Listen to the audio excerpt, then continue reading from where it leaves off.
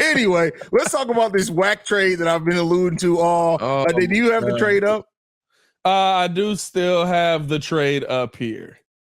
So the trade would be for Zach LaVine gets traded to the Miami Heat for Tyler Hero, Nikola Jovic, and the trade is now, where did the trade go? I had the trade up. I know it's Tyler Hero and Nikola Jovic. Duncan Robinson and two first round picks. And Duncan Robinson, yep. Why would Miami? I'm gonna let you cook. I'm gonna just let you cook on this because you've been so upset about this trade the entire show. Oh my God. Okay, here's the thing, right? I get it. I understand that Zach can net you back a lot. And while I'm not saying the Bulls, if they get an amazing deal, that they should not consider it if it's for Zach LaVine. That's not at all what I'm saying here. So please do not confuse me and my disgruntledness with this deal, saying that if a great deal comes along, you should not move LaVine for it. But you're getting back Tyler Hero. No. You're getting back Nikola Jovic. We got him. His name's Marko Simonovic. He ain't played a lick. We got that already. You're getting back Duncan Robinson. I don't need any Backstreet Boys on my team. And then the 2 first-round picks from the Miami Heat. Do we think that we're going to get sub-lottery picks back for Zach LaVine? That's what we're doing? 2 sub-lottery picks? This deal makes no sense, bro. None.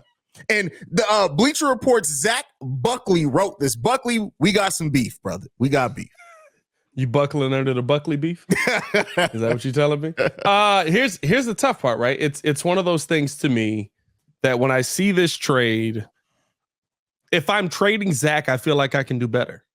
Exactly. I feel like the Portland trade that we talked about might be more of a realistic option because of how all in they want to go. Here's the tough part about the Miami Heat. The Miami Heat might be making the NBA Finals tonight. Exactly. With this team. Oh, by the way, Tyler Hero hasn't played. He hasn't played a game since what, game 1 of the playoffs? He broke his hand in game 1, right? I think so. Like, Tyler Hero hasn't played. Why would they move one for, like, why would they go get Zach LaVine? We got to get Jimmy Butler more help than the NBA Finals. I mean, it depends on how it ends in the finals. He's done it twice. Yeah. With the same team, dang near. The problem is this, too, is that directly worded in this article, I'm just going to say this. This package is as good as any that Chicago can hope to land for Zach LaVine. In what world? World? I mean, I guess, right. Here's the thing. Let's talk about how the trade could work for the Bulls in this situation. You add in Jovic realistically in this sense. Now you're playing more of your young guys. You let Vooch walk. Or you sign and trade Vooch, because there is an entire thing with this. There's basically 3 parts to this article. DeRozan gets traded to the New York Knicks for RJ Barrett and Isaiah Hartenstein. Tyler Hero to the Bulls with Duncan Robinson, Nikola Jovic, Tyler Hero, and 2 first-round picks for Zach LaVine. And swapping centers, sign and trade Vooch for Ayton, and you send Patrick Williams to the Phoenix Suns as well. It's a reset of the entire roster. But is it the best reset? I guess you're adding the shooting. Tyler Hero's a good shooter. Duncan Robinson seems like he's found his stroke again. At that point, it doesn't matter for adding shooting, though. We're getting worse, considerably worse. It doesn't matter for adding shooting. You're making DeAndre Ayton your number 1. Yeah, see, no, that's a mistake there. Like, but in retrospect, I think DeAndre Ayton's biggest crybaby moment is the fact that he's not the number 1. Well, he also is also sucks when he doesn't have a point guard to get him involved. But you're at that point. So the totality of this whole article, if that's what we're talking about. Yeah, you're talking about at that point moving forward with a core of RJ Barrett, Isaiah Hartenstein, Tyler Hero, Duncan Robinson.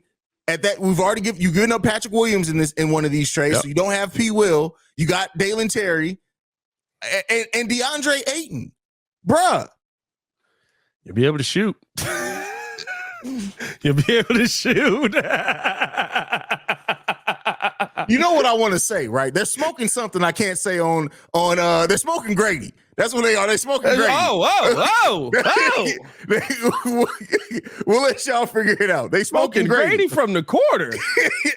But crazy. And the thing about this is you do a completely blow up of the roster and you don't get any lottery picks back. That's a big problem in this as well. Yeah. It makes you here's the thing though. I guess the argument on it when you look at the Eastern Conference as well. It still makes you probably a mediocre team in the East. You're already a mediocre team in the East, and you're overpaying for half the guys on this roster. Yes. Listen, but like it doesn't like I think in this situation, you're probably hoping for the let's go out there and still be competitive, but at least we know we have pieces on this team that will eventually move on from. Although no, because RJ Barrett just got the bag. I'm about to say him and DeAndre Ayton just got bags. And Duncan Robinson still has 2 years left on that deal? That's your core, ain't it? That really is your core. Your core is RJ Barrett, Tyler Hero, and DeAndre Ayton. And Duncan Robinson. Duncan Robinson is under contract to the 2027 offseason. That's a core. No, I'm good on that, bro. I'm good on that. How many games does that core win? I guess here's the tough part. I don't feel like it's that far off from 40 games. Bro, listen. I don't know if it gets you better, but I don't feel like it's different. Bro, I need you to take a nap. You sleep. You've been working a lot, bro. You don't think so? How many games do you think that wins? 32 games at the most. And that's a struggle over 32 games at that. DeAndre Ayton's your clear one on that team. He probably does more. There's still no point guard. There's no point guard on the roster. Tyler Hero or RJ Barrett. Point guards? Or no, because here's the thing. Are you keeping Kobe White? Point guards. I keep saying you keep naming people that aren't point guards. I keep saying point guards. Listen, you the one that brought up Kobe White getting some run at point. On this version of the team. RJ Barrett can play point.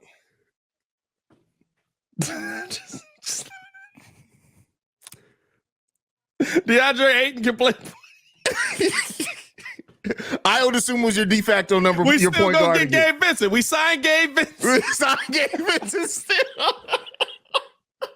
We signed Gabe Vincent. And we got a core of all the people the Miami Heat were ready to move on from. On this series of moves as well. You've gotten technically younger, but then you still get given up some of your young pieces like I don't know. Like this whole series of deal to me is he was smoking some major Grady that night when he wrote that article. That's all I think here's how does this team work with Billy as well?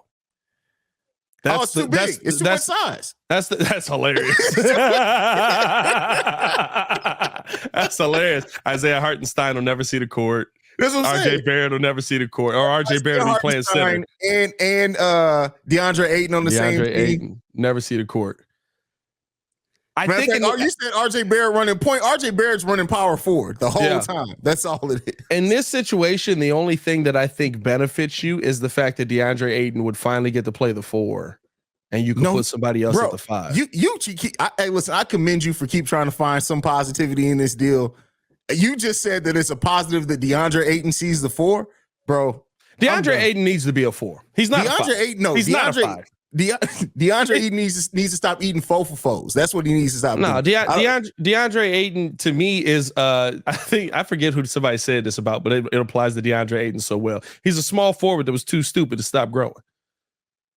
Like that's how I look at DeAndre Ayton.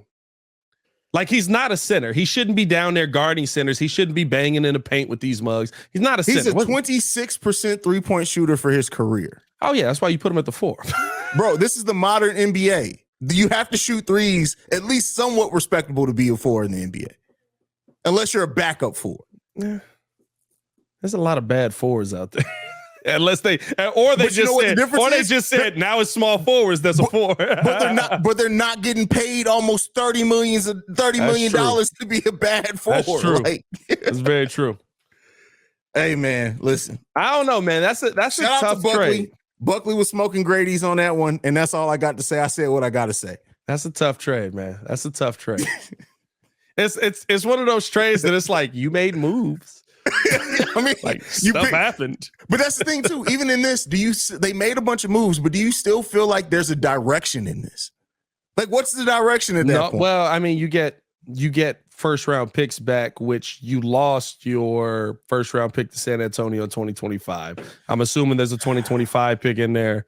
probably a 2027 pick in there or something like that, and you got your first round pick next year, I guess your feeling is that you at least can build through the draft. But again, my biggest question is we have the 18th overall pick who's played the least out of any 18th overall pick in NBA history.